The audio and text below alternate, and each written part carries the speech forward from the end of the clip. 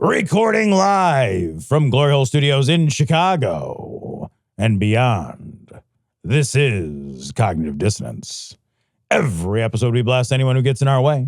We bring critical thinking, skepticism, and irreverence to any topic that makes the news, makes it big, or makes us mad. It's skeptical, it's political, and there is no welcome match. There's no government. There is no government.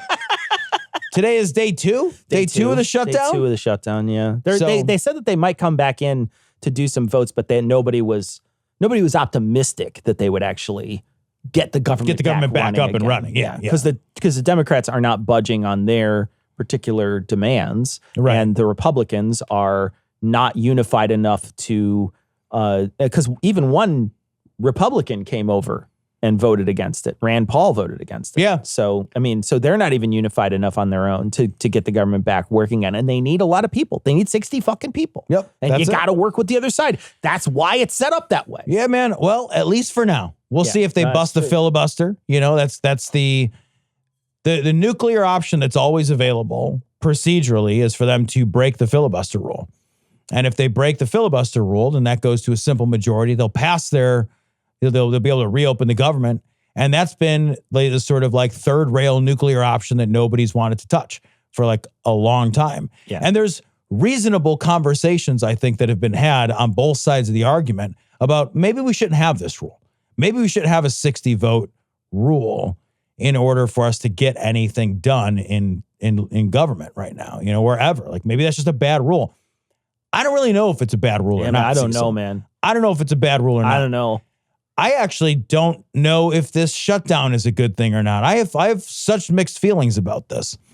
Like on the one hand, I like to see some fucking backbone from the Democrats. Like, let's stand up. Like, here we are. There is a gutting of Medicaid. There is a elimination of the healthcare subsidies that's going to raise healthcare costs for, you know, something like 20 million people for sure across that get their medical insurance through Obamacare or the ACA. Mm-hmm. And so the Democrats are standing on that issue and saying, until you fix that, we're not voting on this bill.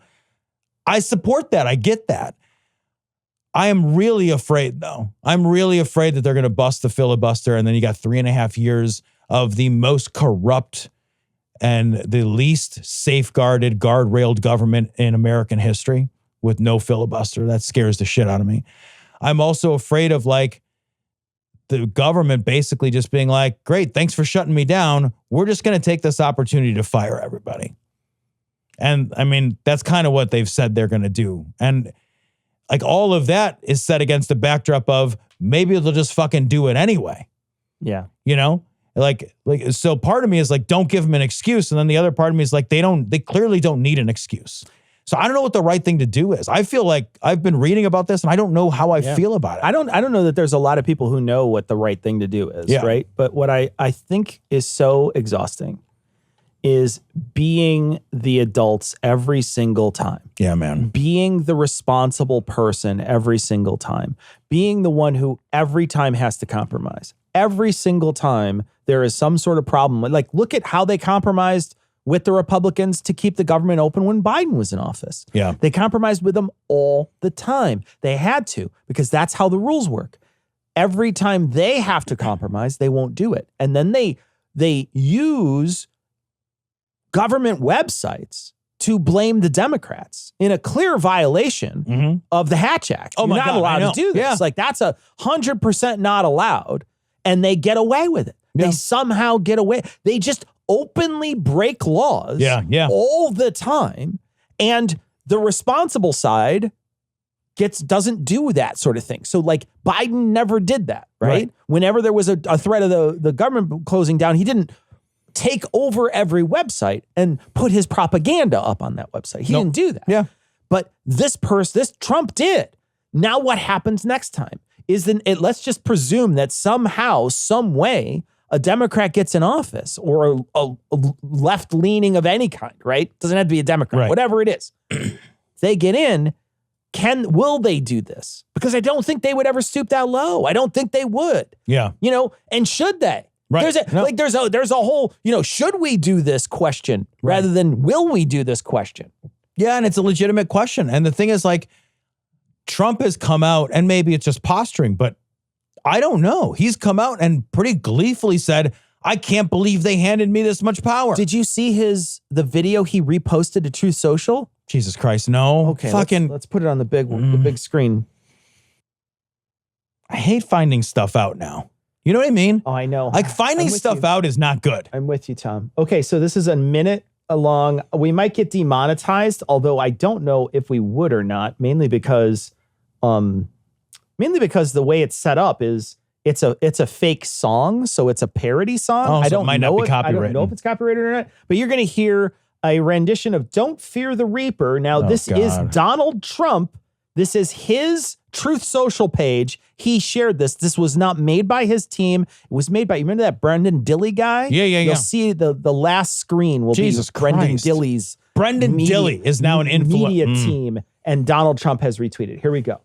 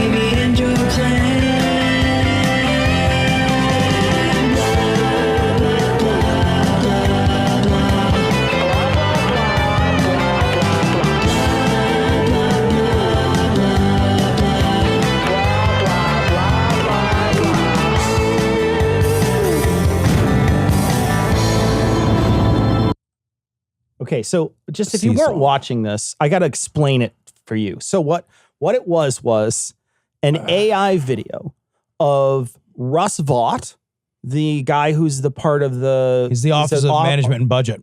And he's also the guy who is the architect of Project 2025. Yeah.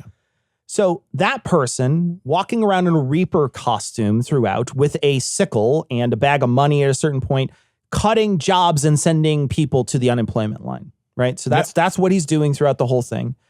Trump is on cowbell. It's not the cowbell. It's actually just a bell and he's banging for real. But he's banging it out of keys. In druid robes. And he's in Reaper robes as well. JD Vance is in a suit on the drums for some reason. Yeah, I don't get that. They show these constant scenes of Russ walking in and essentially cutting. They show the Dems as babies at a certain point because that's what the song said. Right. Dems are babies. And then at the end, when you heard blah, blah, blah, it was just showing Democrats talking. Yeah. And that's what it was. So we have taken presidential discourse to this level. This is also such a fucking open threat. Yeah. That's why I'm like, I don't know what the right thing to do is, because like when you are, and your point's exactly right. I'm just going to echo it a little differently.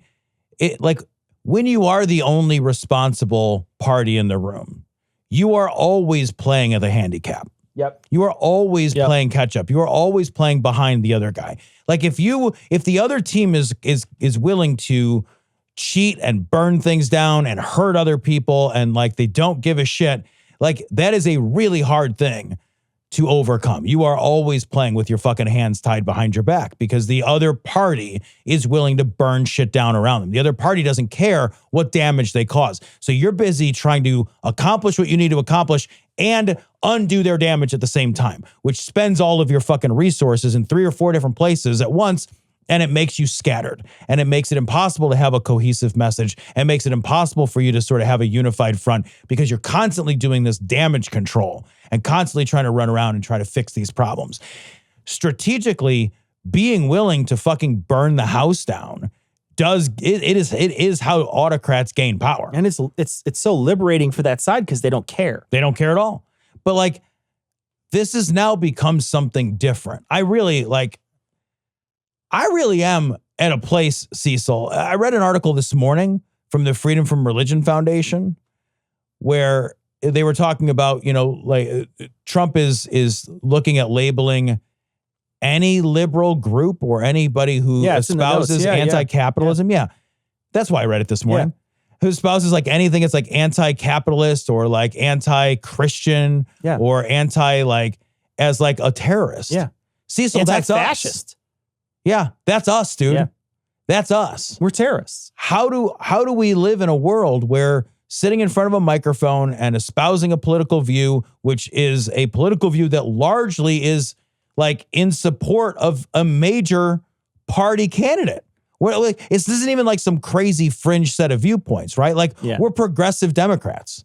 That's what we are. We vote Dem. Yeah. So like we're progressives that vote Dem, right? We're trying to push the Democrats further left. But like at the end of the day, like we're just Democrat. And like we're at a place where I think if you are an influential voice, you could end up in a fucking jail. You could end up defunded, demonetized, debanked, fired from your job. Like these are real consequences that we have 3.25 more years, bro. Yeah, there's a lot of time left still. A lot of time on the clock. A lot of time on the clock. When I see Trump do this, it's pretty obvious to see like this is a person that has the emotional intelligence of a toddler, right? Like a small child. Yeah. They were wronged. And now, I don't know if you've ever seen, I'm sure you've seen, God, you have kids. You have like 4 of them. So I'm sure you've seen tantrums. I'm sure you have seen tantrums in your lifetime. I have them because of the kids. I've witnessed children throw tantrums. Sure, of course. I've thrown tantrums myself. But I know for sure that absolutely the same. I've watched children throw tantrums. And when you watch Trump go in and reach into the guts of government and just gleefully pull out handfuls of bits and throw them behind him and sort of do it with a vigor that really is, it's almost like, like really those unstable people who when they break up with somebody and they're like burning pictures of them and just going crazy, just, like they're scratching their faces off of photos and they're burning all the fucking, they're smelting down all the jewelry they were given or whatever. That's Trump, right? That's Trump. That's an unhinged person who needs lots of therapy, right? You need lots of therapy. You need somebody to talk to you through this sort of this ball of anger that's in your body. And he's doing it, and he's doing it in a way that is constantly reinforced by all the people who also feel aggrieved. So there's a feedback loop that happens while he's being malicious. There's a feedback loop of people who all get some juice out of it. Who all get something out of it. And then the only people who are the adults, which is what I talked about earlier, they're all trying to figure out how to diffuse it. How do I diffuse any of this? And there's no good answers. No. There's no good, and there's no one willing to hold Trump accountable for the things he does. Tell me that isn't an impeachable offense under any single person. Any president before. Any single president before would be impeached for doing something like that. Any president before would be impeached for turning the entirety of all of the websites in the government into their personal message board. Yeah. They would be impeached for that. That is something. Sitting those generals down this last week and giving them a partisan speech about you and basically saying your job depends on me. You would be impeached for that. There's at this point, there's no limit to the number of impeachable offenses. No, like a few things. Like I feel like, and this is just playing like armchair psychologist, but like I feel like Trump is a guy who for his entire life has always been able to get over on the people that told him no, right? And then he had his first term and a bunch of people told him no. And now he's out for it, dude. Now he's out for it because he has never experienced rejection. He's never experienced successful pushback. That's just, it's entirely unacceptable. Sure. He's lived a life where that's just been entirely unacceptable. Like the Don't Fear the Reaper video, if Joe Biden, if you did the same video, right? And instead of Trump and Vote and JD Vance, it was Joe Biden and Kamala Harris and Hakeem Jeffries as the major players. And they had a similar parody. The evangelical right would be losing their minds over the satanic messaging. Yeah. Losing their minds. Oh, they're coming out right. Don't fear the Reaper. It's just clearly satanic. Where are they at now? Yeah. Everybody is lying, or they're in fear of this fucking guy, because mechanistically he's broken down the pieces of government that can hold him accountable. I think that we are beyond. It used to be in term number one, it was like, well, who is going to do the work of holding him accountable? I think the problem now is that mechanistically we've removed the mechanisms themselves that allow that to happen. So even if somebody wanted to hold him accountable, there's no longer a mechanism to do it. The Supreme Court has made sure of that. I don't think that like he can be reined in.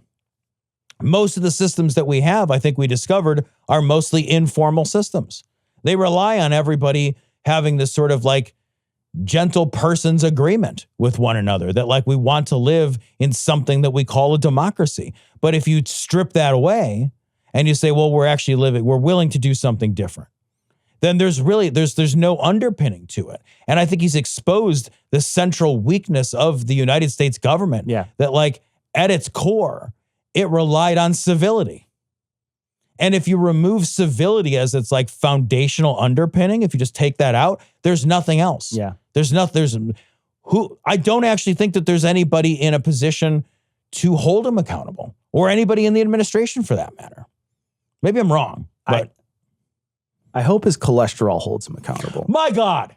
Can buy the man a hamburger? Can his cholesterol just hold him accountable for the rest of us? But while we're on the subject of weird AI videos that he's been posting, there's two stories because he's not stopping. Like he's posting weird AI videos throughout. And it's not just this, because he posted a video of Hakeem Jeffries in a sombrero. Yeah. So he's posting these racist videos to show Hakeem Jeffries in a sombrero, basically saying they want to give, the Democrats want to give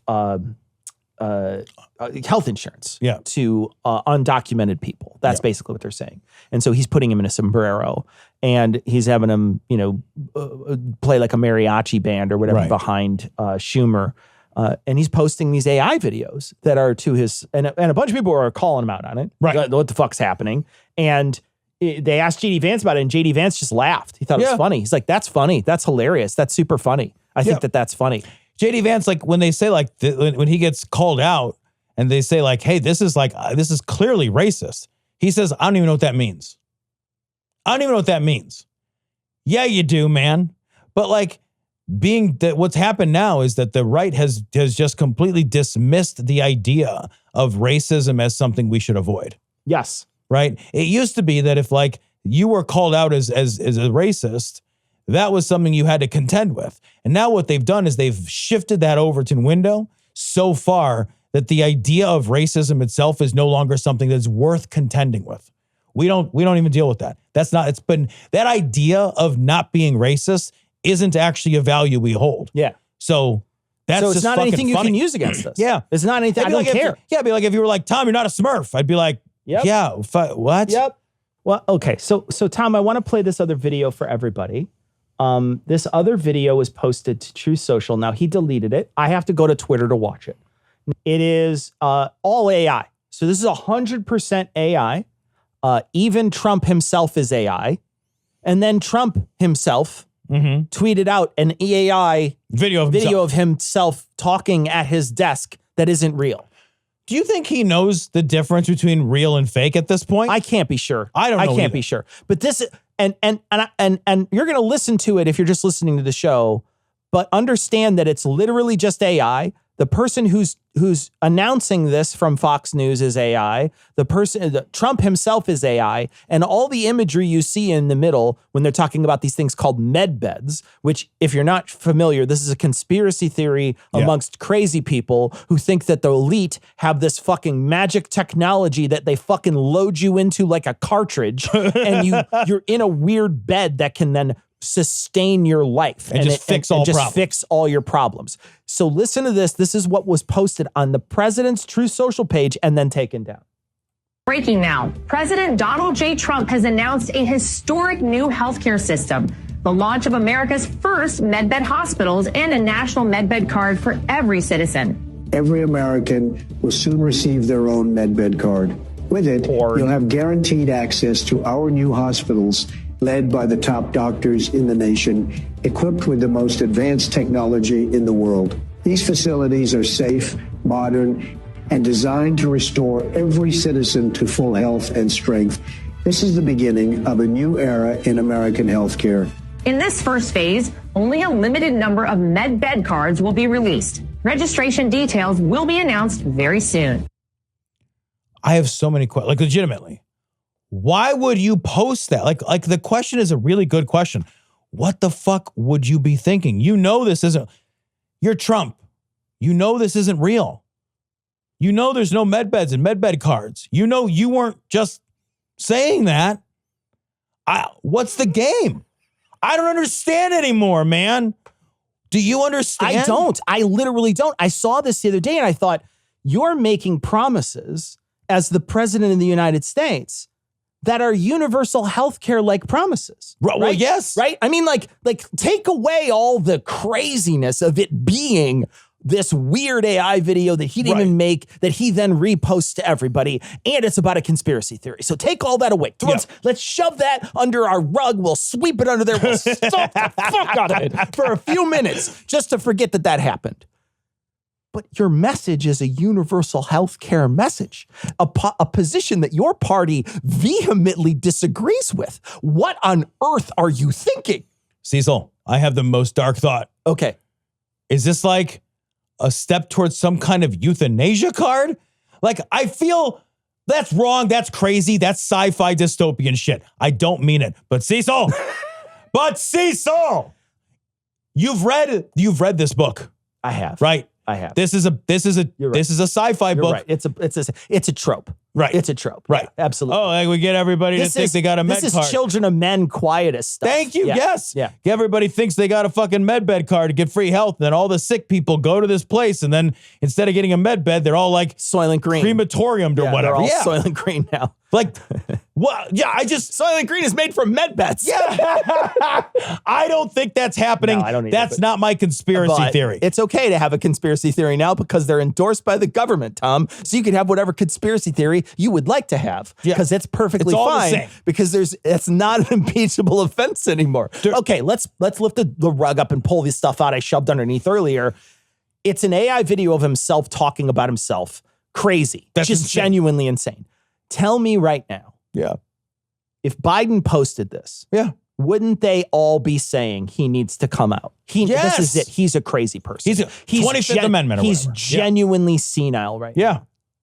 Cecil, I can't come up with a reason why he would post this and then take it down, right? Like, because it suggests that when he posted it, maybe he thought it was real, but like, how would you think it was real? That was you. That was you. What you don't that was you. And do. That would be like me tricking me into doing it. Yes. How do I trick myself? Hey, do we have magic beds that I talked about in a press conference on No, what? The only explanation is that his memory is now memento-like, where he doesn't remember what he did. And so he's constantly tattooing his body and leaving little video messages for himself later on to know what he did yesterday. Right. And so he thought he recorded it because he can't remember. He can't put new memories together. That's the only explanation, right? This wouldn't be crazy if it was, this would be, if this was a fantasy movie, it would be hard to believe. Yeah, that's the thing. If it would be a hard to believe fantasy movie, you'd be like, this movie's headed in a stupid direction. Come on. Really? This is getting dumb. Come on. Stop straining my credulity. I genuinely, I don't know when all this turned. I think probably when Hillary didn't get elected, but genuinely, the pandemic was one of those moments too, where you're like, hold on, are we really doing this? Yeah, man. Are we really doing this? Are we really like, I don't need no stupid mask. I'll breathe in your face. Like, do you remember that? Yes. Where you're just looking around and you're thinking, come on, are we really like that? It's insanity. We live in genuine insanity. Yeah. This is my weekly plea. I would like out of the simulation. Yes. Please put me in a med bed, please. And then beam me up, Scotty. Cecil, if the med bed is just like if it is just like a suicide booth, I'll still go in it right now. Tom's like pushing other people out of the way. Let me in first. Get me in. Let me in first. Tom is cannonballing into that Jesus, thing. Like, what? Tom's going to belly flop like it's the pool. He's going to jump inside of that thing. When it comes to AI, Cecil, maybe we shouldn't. Maybe we shouldn't. Yeah. Just say it. Yeah. Oh, it's my birthday. And you know what that means? It's your birthday too. Because when it's my birthday, then I pass on the glorious savings to you. I'm just driving home for my birthday, as you can probably tell, because you hear the sound of a car in the background. But you'll be driving sales, back into your pocket by going to adamandeve.com and using code GLORY. Oh, happy birthday to me. Happy birthday to me. Happy birthday, something, something. Happy birthday to me. Are you 1? Are you 2? Are you 3? Let's skip ahead. Are you 50% off almost any one item? You are when you use code GLORY at adamandeve.com. So get the code GLORY, get to adamandeve.com and use code GLORY so you can be getting to, you know what I'm saying, a little birthday, happy birthday of your own if you catch my... 50%. Did I mention the 50% off? Did I mention the free and discreet and express shipping? I probably didn't. Okay, but we will mention it now. So do that today. Happy birthday to me, but happy birthday to you, even if it's not your birthday. But I guess technically you're getting a present. All right, so thank you. And it's not a gift card. But you could probably get it. Whatever. Go to adamandeve.com. Use code GLORY. Bye. My congressman had a heavy load on his back. It's full of money and blood, straight out of AIPAC. And he's in the tall cotton, but he ain't forgotten to starve away. And my governor buys Israeli bonds with the taxes of the poor down in Arkansas. She says, lucky me, I'm a Huckabee, starve away.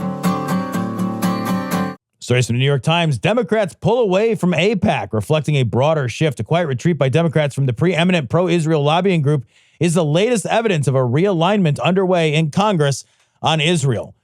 Fucking good. Thank goodness, man. What does Israel have to do in order for people to pull away? What is crazy to me is how much influence Israel, the nation of Israel, has over the things that we do in this country. So much. We've seen it for years and years and years.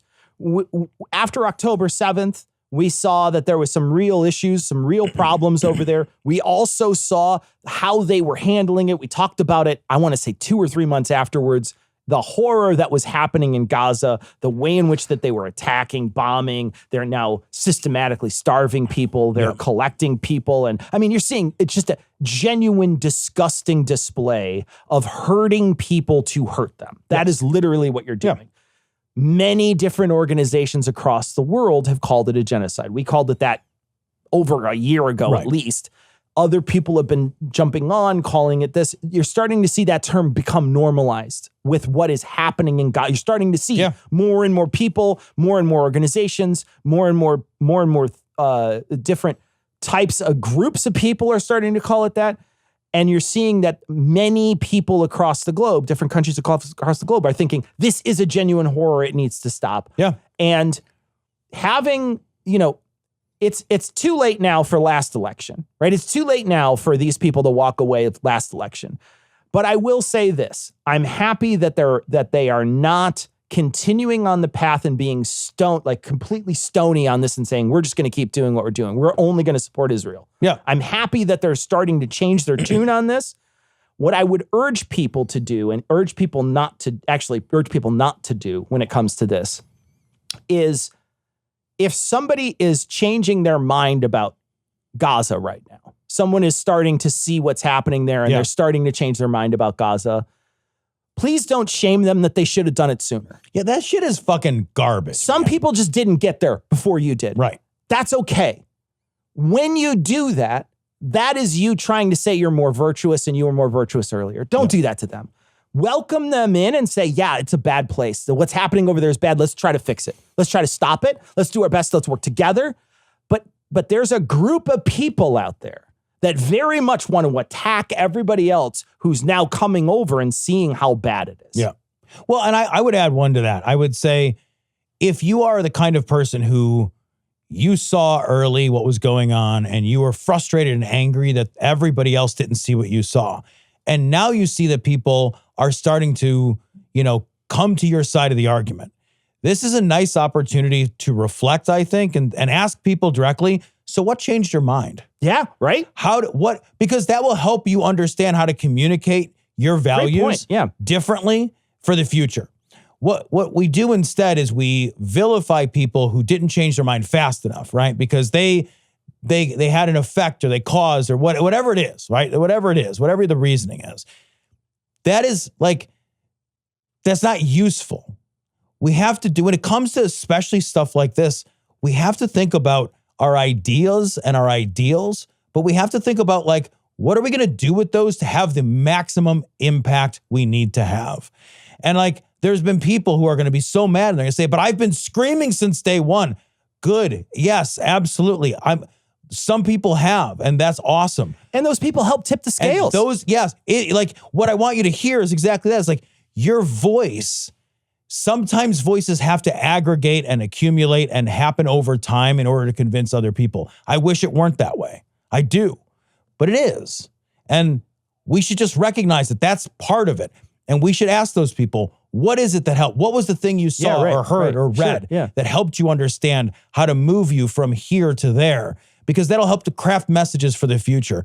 Like we have to be practical about our impact and our ability to make further impacts and get things done.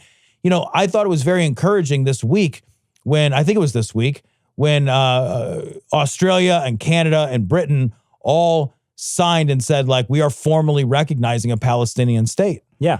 That was this week. That's a big fucking deal. That's a real big fucking deal. Are there people who are like, well, why did it fucking take you so long? Yeah. Is that a legitimate criticism? Absolutely. Yeah. Is it useful in this political moment? I don't think so. Yeah. We saw this week that there was the problem with Greta Thunberg was out there on the flotilla. Yeah, on the flotilla. They got captured, then they get blasted on social media. They're trying to shame those people and trying to make it seem like they weren't out there to help anybody. It's just awful. Like they're just there's some genuinely bad people in Israel right now that are doing really, really horrible shit and hurting a lot of people. The right-wing government of Israel is a fucking nightmare. A lot of people. Yeah. And the more people that know about it, the better off we are. So keep, the people who were early on, great. You were early adopters. You're the type of people who can help continue to spread this message. Now you have more help. Yeah. Look at your hair. Look at that blouse. And the way that skirt hangs. And those socks. You don't seem to be exactly the type to make this guy behave like a human being. Let's start all over again. Oh, brother. Oh, brother is right. Look at that hair, that skin, that mouth. And now look at that blouse. And now look at the skirt. And the socks.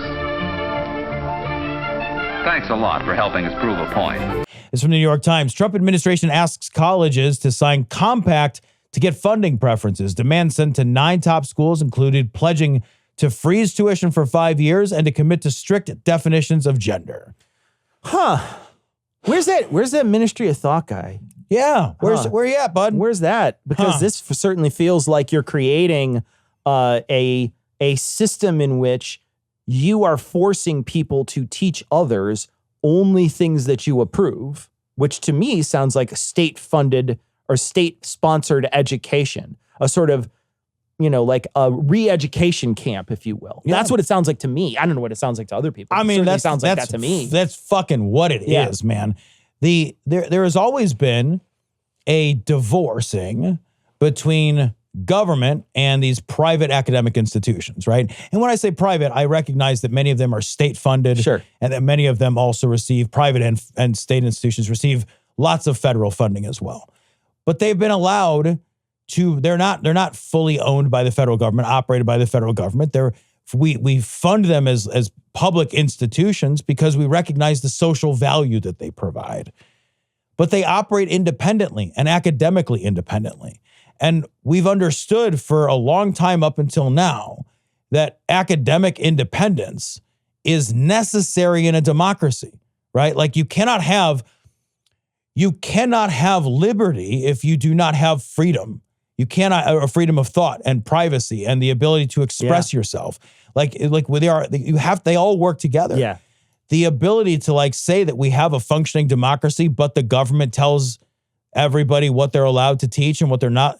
This is like I remember reading a book, Cecil, years and years ago. There's a book I read called Reading Lolita in Tehran.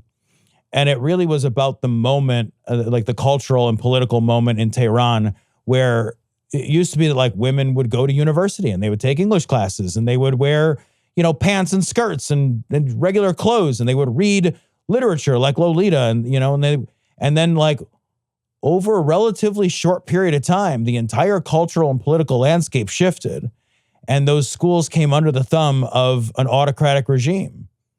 And I think about that fucking book all the time right now, all the time. And at what point are we getting there? Are we there? Are we just on fucking phase one? Yeah. I don't know that we're not, man. The winning of and the changing of liberal institutions, because a lot of these colleges, they're liberal institutions. I mean, like, let's be honest. Yeah.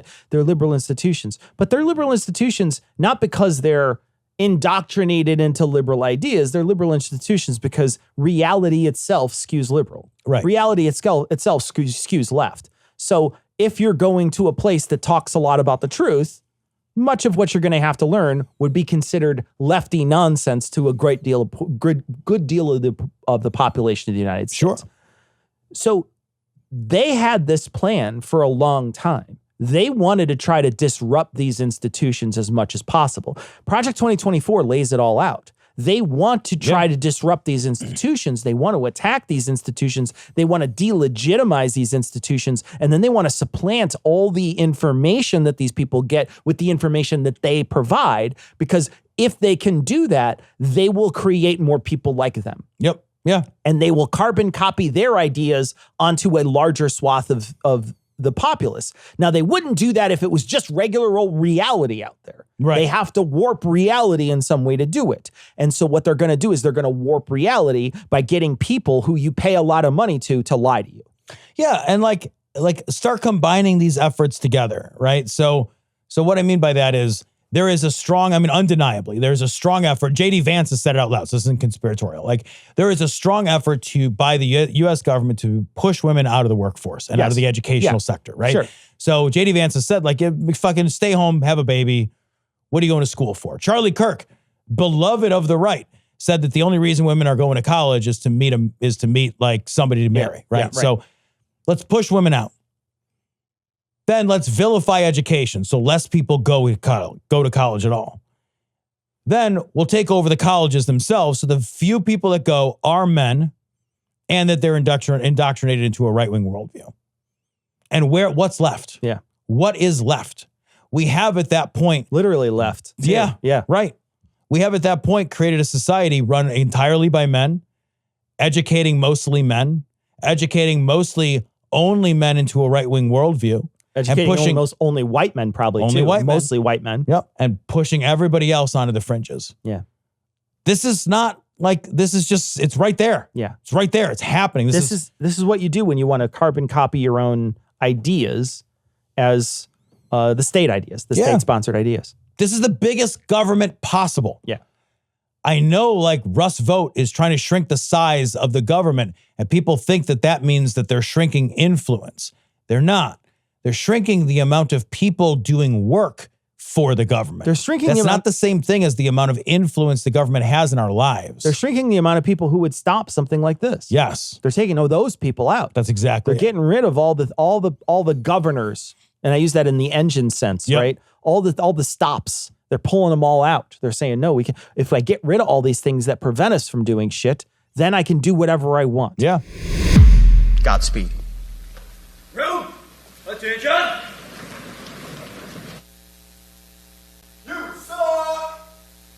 Dude, this is from CNN. Hegseth pushes to remake the military in his preferred image. This speech was something else. It really was something else. Something fucking else. The Hegseth portion of the speech was a weird mansplaining lecture by a guy who, like, mostly was a paper pusher in the military for the National Guard, standing in front of a bunch of, like, admirals and generals, people who, like, fought in actual war, which Hegseth did not. did not. And telling them they need to be tougher. Yeah. And stop being a fat ass. Yeah. And like, we're going to kick the women out and we're going to kick the trans people out. We're going to kick the diversity out. And like, we're going to get back to the 1990s, a time, 1990, a funny time when like the one of the most virulent and vicious sexual harassment and bullying scandals hit the news. Yeah. Unbelievable. And then Trump got involved. Yeah. Well, and Trump gave a speech too. Again, a very partisan speech, something that they talk about. A lot of people have said, look, these are generals who are supposed to be outside of politics. They're supposed to be apolitical in a lot of ways. They're supposed to be able to react to whoever gives them orders. They're not supposed to be the type of person who's like, I'm only going to do it if Trump tells me. I wouldn't do it if Biden told me. Type of thing. They shouldn't do that. Yeah. And so to have them come in and for you to give a big speech to them is genuinely something that we should all be alarmed about. Trump, of course, during that speech says something like, we're going to test you out. We should test you out on the streets of our country. Yeah. We should send you out. You should be testing yourself. Our cities as training grounds. Use our cities as training grounds. What does that tell you about that? What does that tell you about his possible plans? Because this guy can't keep anything inside of his own head. So what does that tell you about his own plans? But then I think what's also something that's happening outside of this too, I think they're just trying to, I said earlier, they're just trying to make people mad. Yeah. They're trying to pull things apart and make stuff mad and throw a tantrum and whatever. I think that they are very actively try to make people upset as often as they can. And they did this last week when they reversed the decision on the Medals of Honor at Wounded Knee. I don't know if you saw this, but they had a Wounded Knee was a massacre. Yeah. And they gave Medals of Honor to people who massacred people, Native Americans. And they gave Medals of Honor to those people. A bunch of people said they shouldn't have Medals of Honor, et cetera, et cetera. And then they did a review of it, and he said, "I'm giving them all back. I'm there, and it's done now. And there's not going to be anything. It's done. We're completely finished talking about it." So they're doing things very specifically to tune people up to make them upset, and they do this stuff so that, like, you said earlier, there's so many different things to pay attention to. Right. And there's so many things to be angry about. And they love this. They love to do this sort of thing. They relish in the fact that CNN created this article and that we're talking about them giving this speech, because for them, that is a win. That is an absolute win that they went there and they made asses of themselves. Absolute Doesn't asses. care. They don't care at all. Matter. They don't matter. They spelled their name right in the news report, and it's important for them to get their name on everything all the time and to have you constantly chasing your tail trying to figure out which way you could possibly try to deflect any of the damage that they're doing. Yeah, I think that's exactly it. I also felt like, and again, this is me being very conspiratorial today, but I was really worried about creating such a target-rich environment. Oh, I know. It was terrible. It was really crazy. I don't know why you would do that. What the fuck? You have chain of command in the military, so it's not like the end of the world if something like that happens, but it's a real bad thing. It's like it's extremely bad. It's a real bad thing. Like you're putting like all of the generals and admirals and the commander in chief and his successor all in one space. So something that could have been an email. Right. It's not anything. Something that could have been like literally nothing was said here except for like a bunch of shit that's already been said. Yeah. They just rehashed it. Yeah. There was nothing net new. Because they've already started to institute all the other like push-up bullshit or whatever. They already talked about that. He's already shown his hand when it comes to whether or not they like things that have to do with diversity, equity, and inclusion, right? Yeah, so you know that's out the window too. You also know that President Trump can't go a second without getting some sort of fawning applause about him. So you know that about him. Yeah. You know that he wants to send troops to the United States on our streets. We know that about him. There's nothing that they laid out here that wasn't already said in different places. 100%. Yeah. This is all it. I don't know if this matters or doesn't matter. It's one of those things that like, maybe this is a big deal and maybe we'll look back at this as a seminal moment. Yeah. I don't know. I don't know either. Because there's so much happening, like you said, all the time. So tired of seminal moments. I'm fucking exhausted. Want no seminal moments. That's what I want. I don't even want any more seminal fluid. Yeah.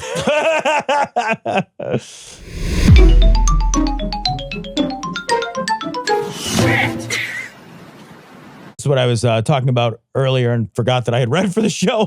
Freedom from Religion Foundation. Trump administration brands critics of Christian nationalism as security threats. Yeah, I mean, straight up, this is a executive order that he writes that is it's titled Countering Domestic Terrorism and Organized Political Violence, and it explicitly singles out anti-Christianity and hostility toward those that hold traditional American values on family, religion, and morality. And that's supposedly the drivers of terrorism. You know, and the memo authorizes government-wide investigations into nonprofits, activists, their donors, and funders. Yeah. And that's why I think, you know, and again, I don't want to like just make this about me and you, but it's important that we talk about that a little bit because one, like we are a voice. We've been doing this for 20 years almost. Yeah. Almost 20 years we've been podcasting. And we're able to podcast because up until recently, we've had a First Amendment right to do it. And so whether or not anybody listened or not, that was a different story. That's a different story. But I was never worried that we were going to get shut down, right? And I think we're in a place now where I look and I think, will something like the Daily get shut down? And by shut, there's a lot of ways to shut things down. You know, pressure can be applied to the places that fund us. Yes. Or that host our show. Or that collect the money, like the ads, the people who collect the money to, you know, for our Patreon, all that stuff. Yeah. The people who handle our bank. You talked about debanking earlier. Our bank account could get canceled. Yeah. This is real. And like, if that happens to us, boo for us. Yeah, it sucks for us. Sucks for us. Sucks for our listeners too. Yeah, but there's a lot of people out there that they can listen to. They can listen to other people. But like, if it happens to us, it will, by the time it hits us, it will have hit 1,000 other people. Yeah, there's people out there that are doing way more than us. And, you know, I hate to say this, but if I were the Trump administration, I would do this with a big, broad brush. And that's what scares me, is that and I'm not even gonna say it out loud, I can easily figure out a way to knock a lot of small grassroots activist voices off the airwaves, off the TikTok. We could bang it out in a week. Could bang this shit out in a week. This is frightening shit. Yeah. This is expressly in violation of our First Amendment rights. With Twitter being how it is now, and with possibly TikTok turning the way of Twitter now, because TikTok was just bought by a billionaire, and a right-leaning billionaire at that. So you have people who are going to maybe change the algorithm of TikTok, so it'll lead you to more and more right-wing spaces. Your social media is no longer freedom of speech. Now it's curtailed to give you what they want you to see, right? We've seen them tune the AI, Grok AI, multiple times. Oh, yeah. You know, so there's all this stuff that's sort of stacking the deck as it stands right now. Once they kill all those voices, the only voices you're going to have are things that are outside the United States. Because if they kill all the voices inside the States, what do I do, right? I could maybe leave, but then I'm just a voice outside the United States. Will you even be able to get my signal in here? Right. Who knows, right? Who knows? We know that they can do a lot of things. I mean, they cut porn off for entire states. Right. Right. Yeah. Mm-hmm. They can do it with other things too. iTunes would 100% capitulate if they came to them and said, we want you to go through and we're gonna tell our guys are gonna tell you what RSS feeds not to load up. They will 100% do drop those things. You know that they will do it. You know that will happen. So they could easily just get Tim Apple on the phone. Right. And Tim Apple, that is his real actual name. His actual name is Tim Apple. It is not Tim Cook. He had changed it to Tim Apple. It's Tim Apple Macintosh. It's so funny because somebody literally called, like Trump literally called him Tim Apple one time. That's the best. That's the best. It's so funny. It's so funny that it put like a guy who's so powerful in his place to be like, you will dance for me. You will dance for me. And the thing is like, we are a corporatist country. They will do whatever gets told to them. We saw that already. They have no backbone. None. As soon as Trump came into office, they immediately bent over. We saw YouTube just gave him millions of dollars. Yeah, like $12 or $18 million. Millions of dollars. Yeah, because they popped him off after January 6th. Yeah. We are watching the death throes of our nation. Yeah, that's what's happening right now. This is all a question of when, not if. Yeah, if we can survive is the only if. Now, is there anything else you or your mother haven't told me that I should know? Yes, Detective, there is. Both my son and I think you're an asshole. ABC News, RFK launches FDA review of abortion pill. So Mifepristone was this week, yesterday, I think, was approved by the FDA, I think yesterday, as a generic pill. At the exact same time, weirdly, that RFK, who knows nothing about anything, has decided that they are going to open up an investigation, completely scientifically plausible, right? Yeah, of course. An investigation into the safety and usefulness and legality of using mifepristone. This is not surprising. No. Right? Because you knew RFK traded every single value he ever had so that he could place everything into his anti-vax stance, right? So he traded away every single other value he had in the past. He was, this guy was a Democrat, for Christ's sakes. Yeah. So the choice of women, very important to him. At least he said so, right? The plight of people who were sick and injured, et cetera, et cetera. Environmental causes. All of those things. Now, he has traded all those in so he can do what he wants with vaccines because he was very anti-vaccine. Right. And so now he's trading in all of every bit of his morality, every bit of things that he held dear. He will trade in so that he can do one thing that he very much cares about and cares about a lot more than women having a choice. Yeah, man. This is a group of unelected, non-scientifically credentialed, politically motivated people making decisions about what medicines are available to the public. It's almost like a deep state. What? Yeah. It's almost like a deep state. I mean, we talked about it before, like Project 2025, which now Trump is openly saying. I mean, if Russ is walking around as the Reaper in his fucking AI videos, I think we all agree Project 2025 was totally the thing. And he said it as much. And he said as much. He just like today, I think he came out and said as much. So like when we talked about it, like Project 2025 was a blueprint to establish a deep state. Yeah. That's ultimately what it was. Is like, let's figure out how to get career right-wing ideologues in every position of bureaucratic authority from the bottom up. Well, that's what we're doing. That's what we did. That's what we did. And here we go. Yeah. Here's what we're going to see. This is how you don't pass new laws, but you restrict more freedom. Exactly right. Without even having to go the route of Congress. Yeah, exactly right. And they're going to go through and pluck all of your rights away through executive order, through using these systems of government that aren't elected. They're going to go through and pluck all of your rights away as they work their way through this particular term. And it could be that we eventually just get all of the rights plucked away, period, and there's never another term. I want to ask you a question, which is an unrelated topic. Okay. When you get sick and you don't finish a medicine, do you throw it away or do you keep it for like just in cases?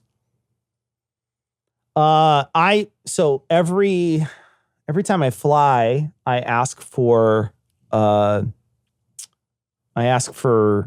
flight medication. Yeah. And so the doctor will normally prescribe way more than I need. Right. And so then I will save it. Right. For the next flight. But like painkillers or things like that? I don't normally get a lot of stuff like that. But yeah, I guess I keep them. So I also have a tendency to stockpile. I guess I keep them, yeah. Things like that. You know, I don't know why I do it. I just have a sense that like, maybe this, I'm not going to throw away. Like when I had my neck surgery, I got a bunch of like pain pills for after the neck surgery. And I didn't take most of them. And I just put them in a basket. Sure. And I'm like, I put them in my safe actually. But like, I just put them, and like, I don't know why. I'm just saying, maybe have some just in caseies plans. Yeah, definitely when it comes to some of these drugs like mifepristone. Maybe have some maybe have a just in caseies plan. Maybe just have one of those. That's not fraud. That is, I would call that false advertising. From the New York Times, Trump wades into bailout politics and offering a lifeline to Argentina. $20 billion to Argentina. What kind of government does Argentina have, Tom? Can you help me figure out what that is? Well, don't they have a duly elected democratic republic? No, they have an autocratic regime. And is it, let's talk about the economic policy. Autocratic What regime. was the, is it like a anarcho-capitalist system? Think that it might actually so like crazy libertarian stuff going on down interesting there. Wow, crazy. What 20 billion? Nobody can figure out like what's in it for us. You read this article and it's like, the fuck is in this for us? What is in this for us? What's so interesting is how much money they cut out of all the things that USAID was doing. that people were like, what's in it for us? And when you pull back the layer, you're like, oh, there was a lot in there. You know, maybe you're not creating homegrown terrorists if you show them Sesame Street, right? Maybe you're not maybe you're investing into certain communities that won't then turn to crime and then use that crime against the United States or something. There's all these little things that they do. Maybe they could, use this money to change the crops they grow in a certain area of the world. Instead of growing drugs, they'll grow this instead, et cetera, et cetera, et cetera. Some of it didn't work. Some of it did, whatever. But they tried, right? They tried. Right. There was some sort of like master plan. Mm-hmm. This, you're like, what do we do that for? Is it because they're buddies? Is it because this guy likes Trump and Trump can just wave his hand and do this whenever he wants? Where's all the Doge people right now? Thank you. Where are you at, Doge people, who were screaming that we're giving away too much money? Some of these things were in the millions of dollars that Doge was cutting. This is $20 billion. That's quite a bit of money. It's $20 billion to Argentina. Argentina right now is like a major exporter to China of soybeans. China stopped after the tariffs were implemented. China was like, cool, we're not buying any more agricultural products. The chief agricultural import was soybeans. Our soybean farmers are about to harvest, and there's basically no market for those soybeans. Not no market, but like the market for soybeans has collapsed. Like it has fallen apart, right? Argentina's the major secondary supplier to China of soybeans. That it was working against our interests. Yeah, it's 100% working against your interests. So we're not only going to bail out Argentina for fucking shrug emoji reasons, right? Other than just like the Argentinian strongman happens to be buddy with our strongman, right? But also because Argentina is selling soybeans to China, now we have to bail out our own farmers. We're getting fucked twice. Yeah. We fucked ourselves and then we're double fucking ourselves back around. I don't even know. Like it's fucking Inception level fucking. When the top stops spinning, then I'm done getting fucked, I guess. Can you make a giant double-edged dildo out of soybeans? Because if you can, we need to make a gigantic one out of soybeans and then fuck ourselves.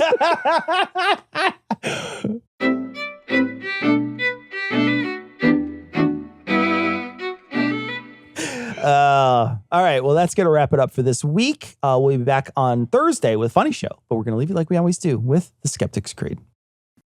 Credulity is not a virtue. It's fortune cookie cutter mommy